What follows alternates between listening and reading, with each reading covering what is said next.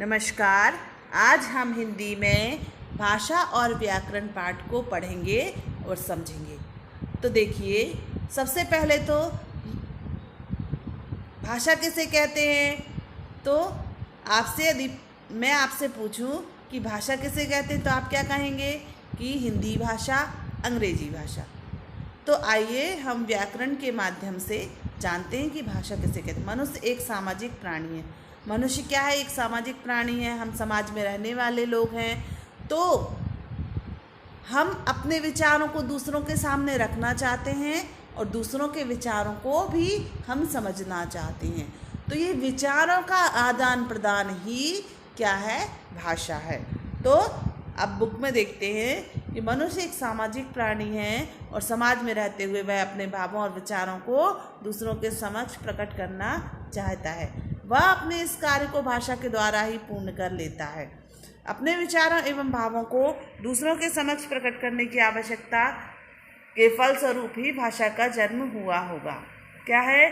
जब हमने अपने विचारों को किसी दूसरे के सामने रखा होगा और दूसरों के विचारों को जानना चाहा होगा, तो उसके फलस्वरूप क्या है? भाषा का जन्म हुआ होगा। यदि भाषा ना होती तो संपूर्ण सृष्टि गूंगी होती। यदि भाषा नहीं होती तो क्या है? हम सब गूंगे होते। इस प्रकार भाषा सामाजिक व्यवहार का माध्यम है। इसका संबंध जीवन के सभी पक्षों से। भाषा क्या है?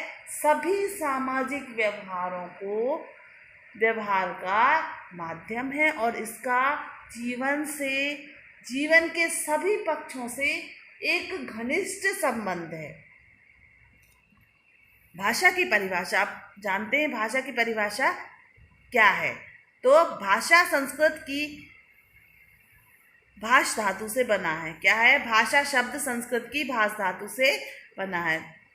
कौन सी धातु से बना है? तो भाष धातु से भाषा शब्द बना है। इसका अर्थ वाणी को व्यक्त करता है।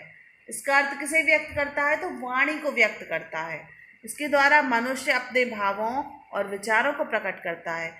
इसके द्वारा क्या है? वाणी के द्वारा मनुष्य क्या है? अपने मन के भावों और विचारों को प्रकट करता है। तो यहाँ कहा गया है भाषा वह माध्यम है जिसके द्वारा मनुष्य अपने भावों और विचारों को बोलकर या लिखकर दूसरों तक पहुँचाता है। अब यहाँ क्या परिभाषा बनी कि भाषा वह माध्यम या साधन है जिसके द्वारा मनुष्य अपने भावों और विचारों को बोलकर या लिखकर दूसरों तक पहुंचाता। कैसे पहुंचाएगा वह? बोलने के माध्यम से या लिखने के माध्यम से। हमारे मन में कोई विचार है जैसे, तो हम उसे कैसे दूसरों तक पहुंचाएं? बोलकर या लिखकर। तो भाषा क्या है? भाषा वह माध्यम या साधन है जिसके द्वारा मनुष्य अपने भावों और विचारों को बोलकर या लिखकर दूसरों तक पहुंचाता। सामान्य बोलचाल में कहा जाता है कि विचारों के आदान प्रदान करने को भाषा कहते हैं। भाषा विभिन्न प्रकार की होती है। कितने प्रकार की भाषाएं? अनेक प्रकार की होती, विभिन्न प्रकार की होती हैं। जैसे हिंदी भाषा, अंग्रेजी भाषा, पंजाबी भाषा, गुजराती भाषा, तमिल भाषा आदि। जैसे क्या है कि अनेक प्रकार की भाषाएं हमारे राज्य में, देश में होती हैं। ठीक है। अब भाषा के रूप आगे हम पढ़ेंगे। भाषा के रूप। भाषा की विकास की दृष्टि से तीन रूप है।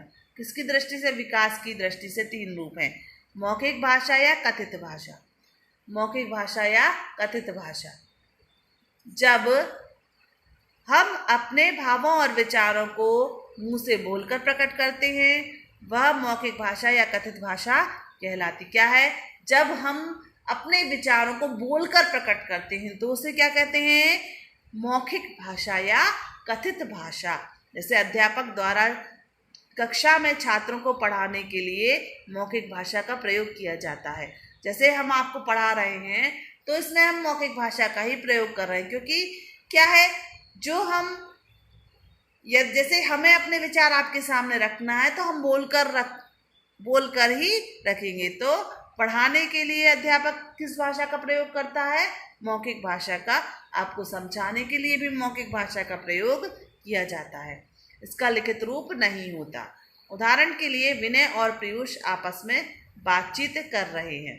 यानी क्या कर रहे हैं, विनय और पीयूष आपस में बातें कर रहे हैं। तो आप लोग भी, कि आप लोगों का या हम और आपका आपस में वार्तालाप करना क्या कहलाता है, मौखिक भाषा या कथित भाषा। दूसरा देखते हैं लिखित भाषा। जिस भाषा के द्वारा हम अपने भावों और विचारों को लिखकर प्रकट करते हैं तो वह क्या कहलाती है, लिखित भाषा।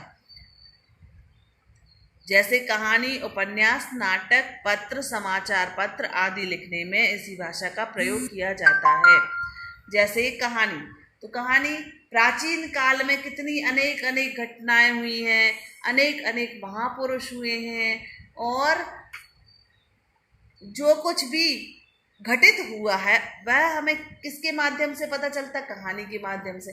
यदि कहानियां नहीं लिखी गई होती तो हम कुछ भी नहीं जान पाते कि हमारे प्राचीन काल में क्या लिखा गया है, क्या हमारे प्राचीन काल का इतिहास है। तो कहानी के माध्यम से और लिखित भाषा के माध्यम से हम उस इतिहास को जानने में समर्थ हैं।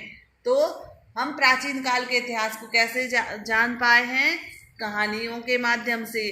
जब कहानियां लिखी गई तो उसके बारे में हमें पता चला। उपन्यास, यानी उपन्यास में भी आत्मकथा और कहानियां लिखी जाती हैं, उसके माध्यम से भी हम अपने देश की प्राचीनता को और उसमें प्राचीन काल में क्या क्या हुआ है उनको हम समझते हैं। नाटक, पत्र अब प्राचीन काल में तो अपने मतलब समाचारों का आदान प्रदान करने के लिए क्या किया जाता था, पत्र का ही प्रयोग किया जाता था, क्योंकि उस समय थोड़ी ना ये मोबाइल फोन या टेलीफोन आदि चलते थे। तो हम अपने मन के विचारों को या हम एक दूसरे के सुख दुख को किसके माध्यम से जानते थे, तो पत्र व्यवहार लिख करके। जब हम अपने मन के विचारों को लिखते थे तो उसके ही पत्र के माध्यम से हम अपने मन के विचारों को दूसरों तक पहुंचाते थे। समाचार पत्र, अब देश विदेश के समाचारों को भी हम अखबार, न्यूज़पेपर आदि के माध्यम से जानते हैं।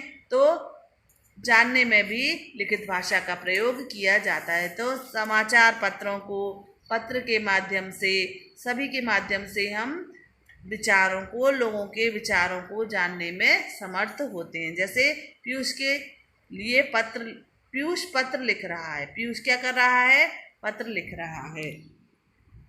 सांकेतिक भाषा, जब हम अपने भावों और विचारों को संकेतों द्वारा प्रकट करते हैं तो वह सांकेतिक भाषा कहलाती है। क्या करते, जब हम अपने विचारों को और भावों को संकेतों के माध्यम से प्रकट करते हैं तो वह सांकेतिक भाषा कहलाती है। जैसे चौराहे पर से खड़ा सिपाही इस भाषा का प्रयोग करता है। ट्रैफिक पुलिसमैन है जैसे, तो वह संकेतों के माध्यम से बताता है कि किसको किस दिशा में जाना है। तो यह क्या है, सांकेतिक भाषा कहलाती है। संकेतों के माध्यम से हम अपने भावों और विचारों को प्रकट करते हैं तो वह सांकेतिक भाषा कहलाती है। इस तरह भाषा के 3 रूप होते हैं। कौन कौन से, मौखिक भाषा या कथित भाषा, दूसरा क्या है लिखित भाषा, तीसरा सांकेतिक भाषा। अब देखते हैं आगे बोली। एक सीमित क्षेत्र की भाषा को बोली कहते हैं। किसे कहते हैं, बोली। सीमित क्षेत्र की भाषा को बोली कहते हैं। जैसे यह किसी भाषा का ही अंग होती है, वैसे क्या है, यह किसी भाषा का ही अंग होती है। जैसे आप हिंदी भाषा के अंग में ले लीजिए बुंदेलखंडी, तो हम बुंदेलखंड में रहने वाले लोगों के लिए क्या है बोली, हमारी बुंदेलखंड में रहने वाले लोगों की बोली क्या है, बुंदेलखंडी। तो ये क्या है, बुंदेलखंड एक क्षेत्र है, ना कि एक देश। तो एक सीमित क्षेत्र की भाषा को बोली कहते हैं। इसमें व्याकरण के नियमों पर विशेष ध्यान नहीं दिया जाता। तो इसमें क्या है, कोई व्याकरण के नियमों का ध्यान नहीं दिया जाता, विशेष ध्यान नहीं दिया जाता। इसका प्राय साहित्य और सरकारी कामकाज में प्रयोग नहीं होता। बोली का प्रयोग सरकारी कामकाज और साहित्य में प्रयोग नहीं होता। कुछ प्रमुख बोलियां जैसे बघेली, बुंदेली, मारवाड़ी, हिमाचली, मैथिली, भोजपुरी, अवधी, कन्नौजी इत्यादि। कुछ प्रमुख बोलियां कौन कौन सी हैं, तो बघेली, बुंदेली, मारवाड़ी, हिमाचली, मैथिली, भोजपुरी, अवधी, कन्नौजी इत्यादि। अब आगे हम देखेंगे कि लिपि किसे कहते हैं।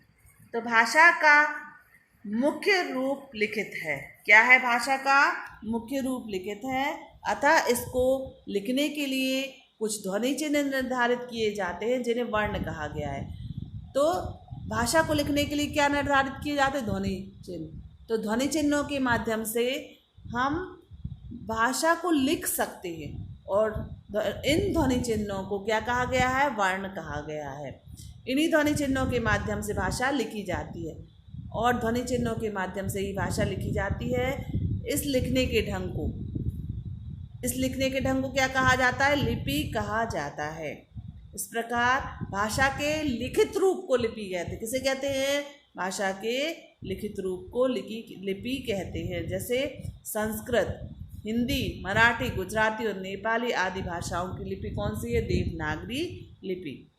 अंग्रेजी भाषा की रोमन, पंजाबी भाषा की गुरुमुखी और उर्दू भाषा की फारसी